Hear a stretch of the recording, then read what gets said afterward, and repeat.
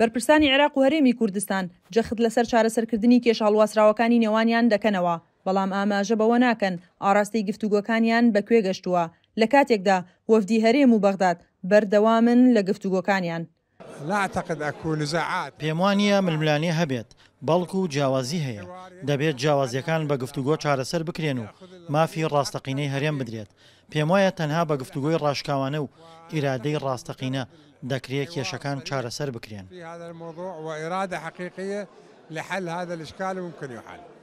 بەرپرسانی هەرێمی کوردستان جەخت لەسەرەوە دەکەنەوە حکوومەتی هەرێم نێتی جددی هەیە بۆ یەکلاکردنەوەی پرسە هەڵواسراوەکانی نێوانیان.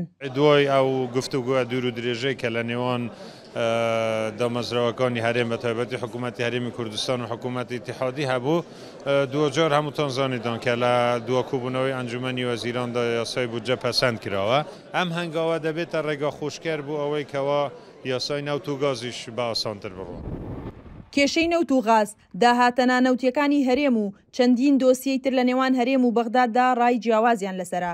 سەرباری بە نایاسایی ناساندنی کەرتی نەوتی هەرێم لەلایەن دادگای فیدراڵی بەغدادەوە، بەڵام هێشتا کێشەکان یەکلایی نەکراونەتەوە. برام مەسعود بارزانی و نێچیروان بارزانی وتیان یاسای نەوت و گاز و دەرچوونی یاسای دابەشکردنی سامانی دارایی 80% کێشەکان چارەسەر دەکات، بۆ ئەم یاسایە دەرناچێت. سەرباری بەردەوامی ململانەکانی نێوان هەرێم و بەغداد و هەوڵەکانیان بە ئاڕاستەی چارەسەرکردنی کێشەکانیان، بەڵام چاودێران پێیان وایە دۆسیە ناکۆکی لەسەرەکانی نێوانیان هێندە قوڵن، چارەسەرکردنیان ئاسان نییە. سنوورکەریم، دەنگی ئەمریکا، سلێمانی.